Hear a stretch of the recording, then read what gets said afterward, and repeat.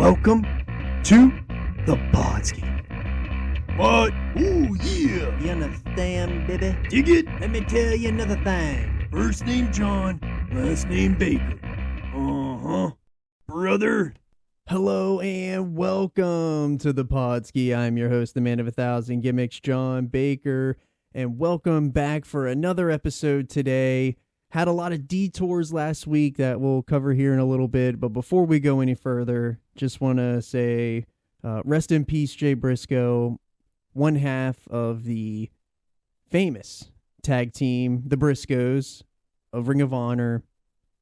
Rest in peace. He had an accident last night. Seems like his kids were also in the vehicle with him, and they are just going through some trials and tribulations here. So let's just, keep them in our thoughts and prayers, and hopefully everything kind of works out okay for the family. And just really, really sad news, just awful, gut-wrenching news.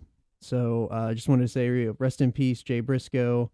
And didn't want to start the podcast on a sad note here, but so moving on to brighter things here, we got another That's So Dolphins talk. If you haven't listened already, we had plenty of That's So Dolphins last week. We had the playoff preview pod. We're going to do the divisional playoff preview pod this weekend, and there was a lot of good football last weekend. Our Dolphins, they fought hard.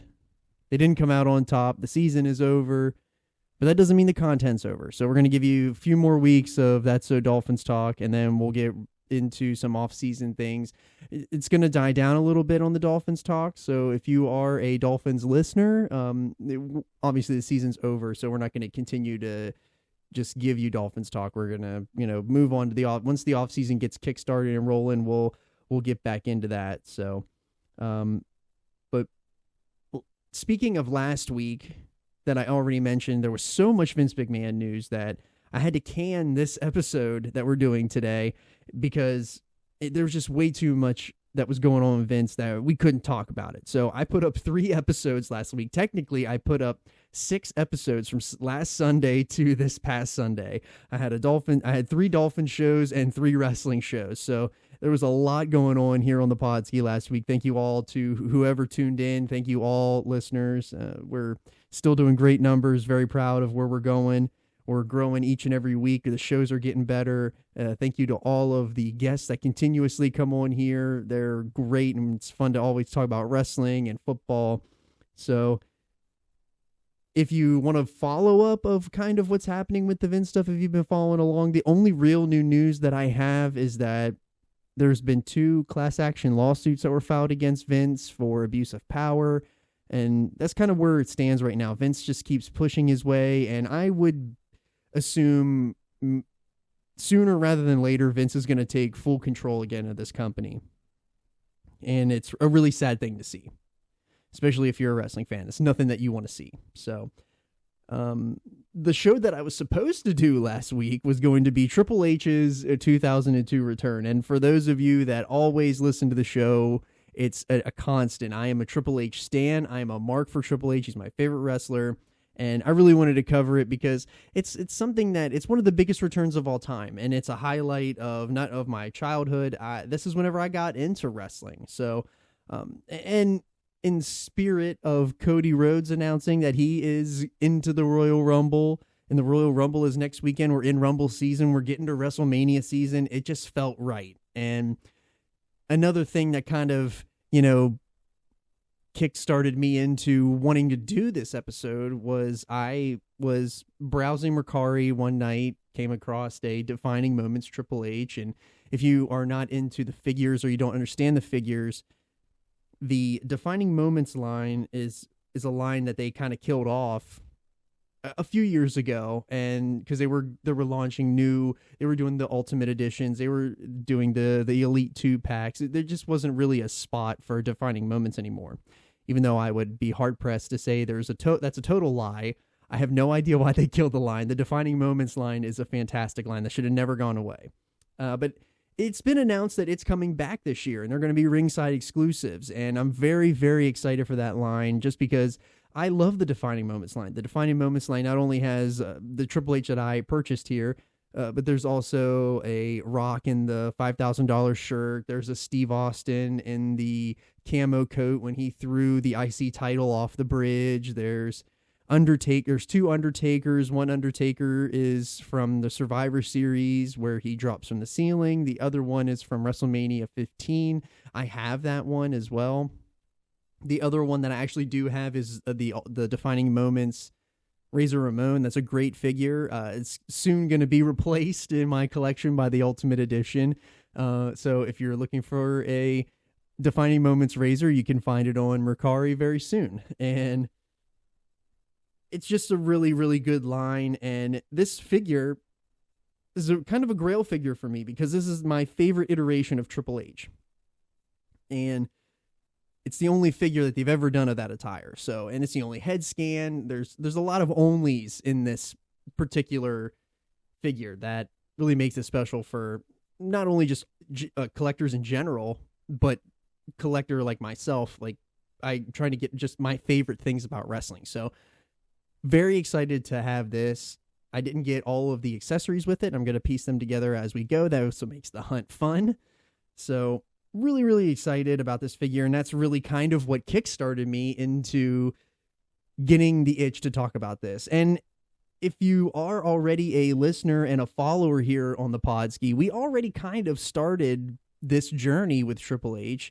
We started a few months ago with the two-man power trip, and the two-man power trip was Triple H and Steve Austin together. It was on the heels of WrestleMania 17, where they both were heel, and they were just killing people with chairs. They had all they were the chaps with the straps.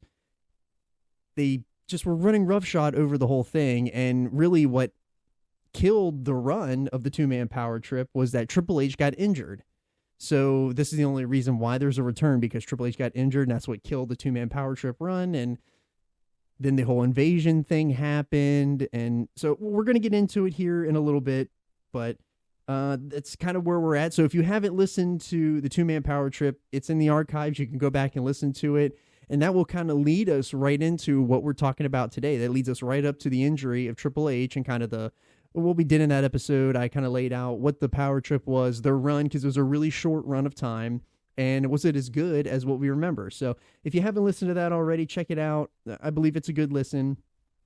And then we can come back here and just pick right up along the timeline. So, well, let's get to the 2002 return of the game, Triple H.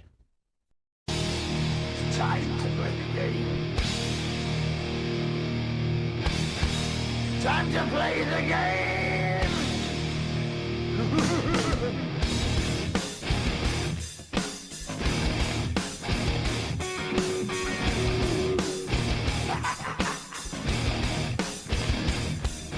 It's all about the game and how you play it. All about control, and if you can take it, all about your debt. And if you can play it, it's all about pain. And who's gonna make it? I am the game. You don't wanna play me. I am control. No way you can shake me. I am heavy debt. No way you can pay me. I am the pain, and I know you can't take me. Look over your shoulder, ready to run like a Cleveland bitch from a smoking gun. I am the game, and I make the rules. So move on out, you can die like a fool. Trying to figure out what my move's gonna be. Come on over, sucker, why don't you act? All right, so if we're picking up here from where the two-man power trip led off, Triple H's injury was a gruesome, very severe injury. And what's crazy about this whole thing is that it happened during a tag team match. So there was a tag team match after Backlash in 2000 where Chris Benoit and Chris Jericho challenged Triple H and Steve Austin for the tag team titles. And during that match on Raw, Chris Jericho has Steve Austin in the walls. Triple H slides into the ring to break up the hold. And in doing so, when he plants his leg to hit Chris, you can see the footage of it where his leg just looks like the whole thing just pops. And that's the exact moment where he tore his quad. And it's very, very, it's so cringe. It makes your whole body hurt when you see it. But what's crazy about that is that Triple H didn't stop. That he went a whole like 15, 20 minutes late into the match, and he was even put in the walls of Jericho. So he was, had his legs cranked basically back behind him up to the back of his head by Chris Jericho with a torn quad. That I can't imagine how painful that was. And the amount of adrenaline that had to be going through his body, it's really remarkable. And Triple H's surgeon for this surgery was Dr. James Andrews. If you don't know James Andrews, he's a very world-renowned surgeon located in Birmingham, Alabama. Pretty much WWE has to have this guy on retainer because he does all of the surgeries for WWE. If you ever see someone get hurt in WWE, he's doing the surgery. And there's a lot of people that use Andrews. He does even high-profile athletes as well. There's tons of guys in the NFL that have had their ACLs fixed from him. He's very, very well-known surgeon. And, Andrews, he couldn't believe that Triple H had walked and continued the match. His quote was, "The quad was torn uniquely, completely off the kneecap, and he stood on it right after, which would be impossible. I want to see the tape because I can't quite imagine him being able to do that after rupturing your quadriceps." So when you watch the video, you can tell he is in pain. Like he is moving, not moving around well, but the way that he was able to just gut that out and do that, it's something like this just doesn't happen in today's wrestling, doesn't happen in today's sports. If there is a legitimate injury, the matches are stopped. The game is stopped. I mean, we just saw, this year in the NFL, a lot of significant, severe injuries where things were stopped completely. We had to stop a whole NFL game. And you never want to see people, get hurt or anything like that.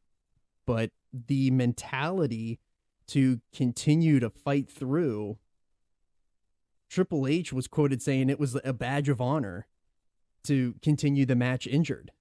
And he said, "I don't know why we do what we do. I know it never entered my mind to stop. I think most guys in the locker room would have done that. I think that's the way we are. That's a pride in what we do of never stopping. The show goes on no matter what, and it's your badge of courage." And there was another quote that he had right after.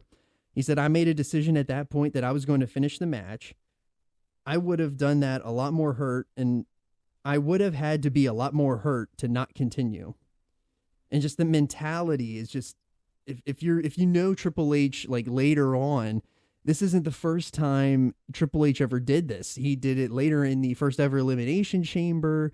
He had a crushed larynx in that match. He almost died in the hospital that night. And then later on, he tore his quad again in the mid-2000s. And then even as recent as a few years ago at Crown Jewel in that infamous, terrible, if you're looking for a really bad match just to adore the awfulness of it, watch the Crown Jewel, Brothers of Destruction versus DX. Triple H gets hurt literally on like the first move of the match. He tears his pec, and he has to fight this rest of this match literally with one arm. He holds his arm up tight against his body, and he's literally wrestling with one arm the entire match. It's literally incredible how he was able to pull that off. But the guy has a no-quit mentality, and that's just insane to think about, the amount of pain that you have to be in to, gut through something like this.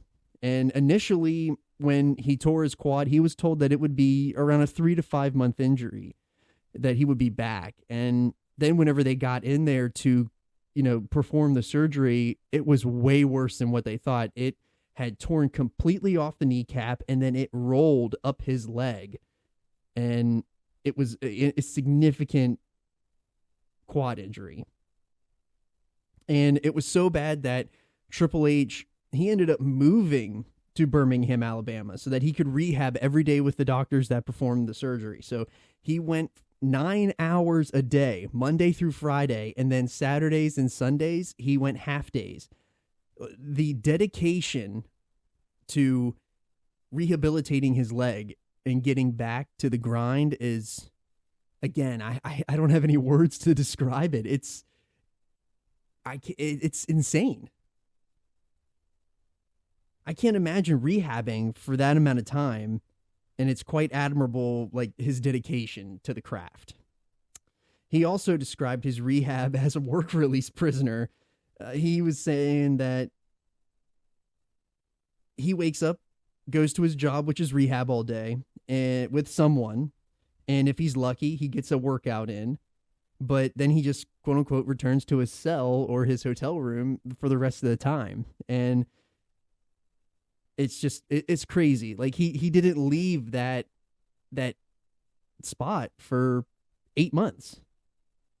The only time he really got out, he was at the Invasion pay-per-view. So kind of what happened right after the injury, the whole Invasion angle happened. And we're going to cover the Invasion long form here later this summer. I know a lot of listeners, especially shout out to Uncle Jamie. Uncle Jamie really wants, he's a longtime listener of the Podski, great friend of the show. He wants an Invasion show. Well, we're going to give it to you this year, bud. You heard it here first. But at the Invasion pay-per-view, Triple H was actually there. He was backstage, and he wasn't on screen or anything like that, but he was interviewed that he had lost 25 pounds after the surgery, and that it was going to take a lot more time for him to rehab because he had to gain all that back. And, you know, the way that Triple H looked when he came back, you could clearly tell that dude, he might have had a little bit of help. Let's just say that. That dude was insanely cut, insanely huge. Best shape he's ever been in. But throughout that year during TV, they would air vignettes on Raw and SmackDown about like Triple H training. And, you know, you could just tell that guy was really dedicated to getting back. And the vignettes were important because they were portraying him as a babyface, which is something that Triple H was really never portrayed as. He was always a heel. And it really kind of played into that they were planting seeds of him being a babyface long before he ever came back. And that's really the fine details that you kind of miss in today's WWE that hopefully they get back to, and that Vince keeps his dirty little grubby fingers out of it. And as long as I'm truly, if we're going to talk about current day stuff, I really truly feel that if Triple H stays in charge of creative, they're on a really good roll right now. They're getting their footing. If Triple H stays in power and Vince keeps his grubby little fingers out of it, they're gonna be in a really good spot for this WrestleMania, and I'm really excited for that. But H also at this time, while the vignettes were playing, he was quoted in saying, "I'm gonna come back and I'm not gonna change," meaning like his on-screen character. And if people want to cheer that, they can, and if they hate it, then they can boo me too. So really, as we're getting closer in his rehab, so the injury happened in May of 2000. We transition into most of the summer is the Invasion angle, and then later into December, I think 1st or something like that, or early December, they had the Vengeance pay-per-view. And the Vengeance pay-per-view was supposed to be where he was going to return, he being Triple H. So much that he was even on the poster for Vengeance. So they had the feeling that he was going to come back for it, and he was told by doctors to, you know, stay home a few more weeks. There's really no need to rush it back. So he sat out a few more weeks through the holidays, and then he came back the very first episode of Raw in 2002. Comes back January 7th, 2002, Monday Night Raw, Madison Square Garden.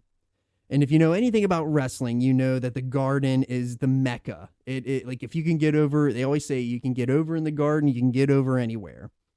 And Triple H was quoted saying that this is in his Thy Kingdom Come. So if you want to watch a good documentary on Peacock, it is the Triple H. It's called Thy Kingdom Come. And it really details a lot of kind of what happened during this return and his rehab. And it's a really, really good documentary. Highly recommend, if you haven't seen it already, to go check that out on Peacock. It's very good. But he was quoted as saying, when they aired on the screen that I was going to be returning, I was hoping that the commercial was going to last forever because of the anticipation of, well, what if I hear crickets? And I can understand that. And that's what a fear of a lot of wrestlers have. They don't want to have crickets when they go out. But let's take a listen here, because this is exactly what he wanted, and the man did not get crickets. Let's listen.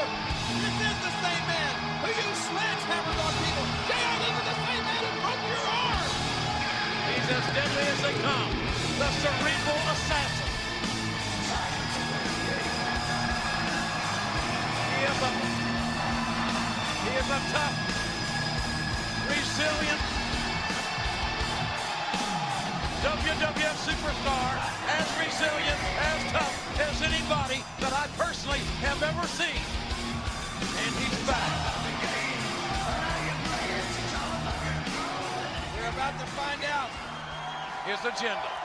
Right. In his own words.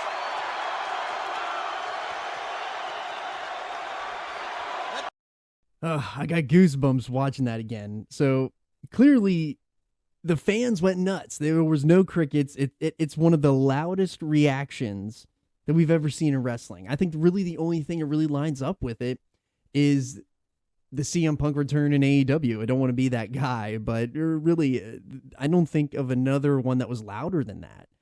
And, you even heard it from JR during the entrance where, he was saying this has to be one of the loudest sustained roars I've ever heard.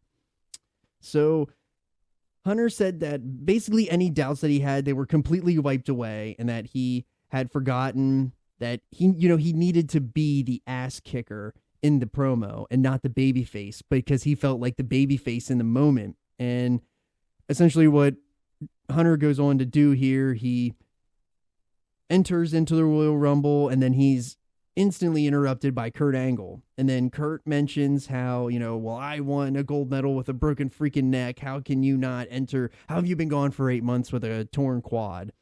And just, the ever, dirt bag of Kurt Angle. And, Kurt Angle then gets into the ring and says, well, I have a big announcement, and it's even bigger than Triple H's announcement. And Kurt announces that he's entering his first Royal Rumble, and that he couldn't enter last year because he was too busy pinning Hunter for the championship. So then that ultimately leads to a scrap in the ring where Triple H gets the upper hand, and he is, without a doubt, by far the best shape that he had ever been in. And even JR mentioned it, and he just gets the huge reaction even afterwards on the ramp, and that's where the show ends. So very, very successful return. Very much anticipated return, and we have a direction of where we're going. We're going to the Royal Rumble. So if we fast forward to the Royal Rumble, really not much happened from his return to the Royal Rumble. It all happens at Royal Rumble. So he enters the Rumble, and whenever his music hits, it's really fitting that this is some really good storytelling. His partner from the two-man power trip, Steve Austin, is waiting for him in the ring. And they get into a one-on-one scrap, and pretty much it's the end of the two-man power trip there. And that's some really, really interesting and very good storytelling. It's something that we didn't quite get because Triple H got hurt. We never got the blow off of them, breaking up as a tag team. So we finally got it in Triple H's first match back at the Royal Rumble. And Austin is ultimately eliminated by Kurt Angle, and the final two in the Royal Rumble come down to Kurt Angle and Triple H. Triple H ultimately eliminates Kurt, and now Triple H is on his way to main eventing WrestleMania. So, as mentioned earlier, the Vengeance pay-per-view, this is a really, really important pay-per-view in wrestling history. This is the night where they bring the two champions together. They have the World Heavyweight Championship, which is the big gold from WCW from the Invasion angle, and then they have the WWF Championship, and it's a tournament, and that's the same night where Chris Jericho beats not only The Rock, but he beats Stone Cold Steve Austin to become the very first undisputed champion. And it's a huge show, and is also highlighted again in the Defining Moments line. So that is also a figure that it's a really good figure. So if we're going to get back into what we were talking about, so basically it's written where it's going to be Triple H versus Chris Jericho, WrestleMania 18. And the early rumors for that was that Hunter was going to face Austin for the title. So they had to kind of figure out a way to get the title off of Jericho, get it on Austin so that they could do the match at WrestleMania. Well, if you remember from the two-man power trip, this is Austin's heel turn that ultimately turned out really bad for Austin. It's Austin's biggest regret that he ever had in the business. And at this time, Austin was done with the heel run. He wanted to become a babyface again. So really the idea was halted because you can't have two baby faces face each other in a high profile match like at WrestleMania. You got to have parity. You got to have a heel versus, you got to have the hero overcome the nasty villain. And nobody wanted to boo Austin anymore. And everyone wanted to cheer Triple H no matter what he did.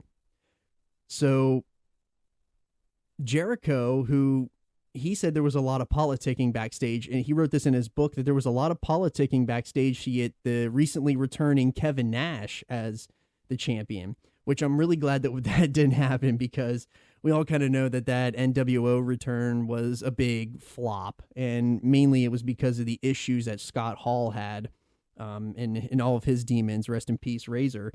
But we would end up seeing that in a few years later. We didn't need to get that right now.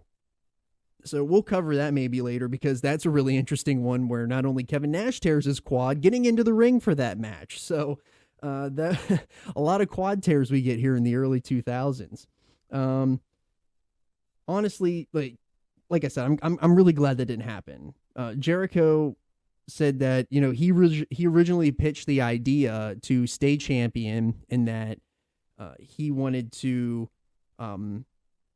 have an affair with Stephanie, who was Triple H's on-screen wife and, you know, actually real life girlfriend at the time.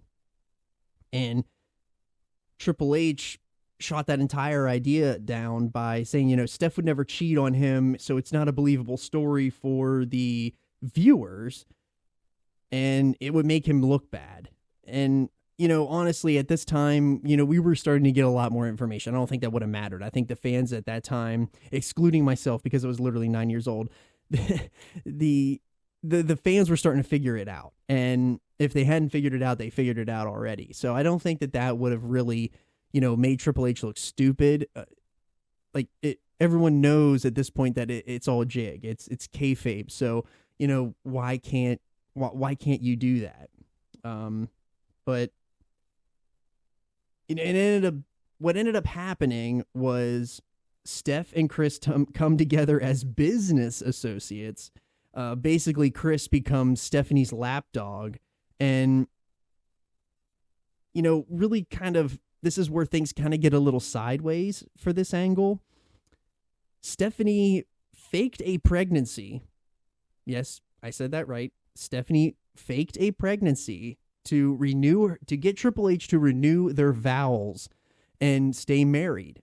And Triple H ended up seeing that she was lying, and then that's a very famous wrestling wedding. We all know we love wrestling weddings here on the Podski.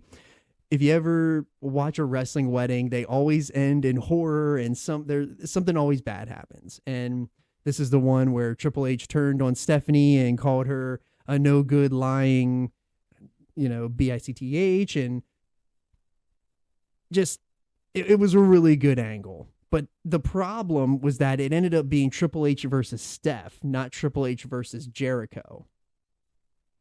And I think that's what kind of really hurt this match, among other things. So as we get to WrestleMania 18,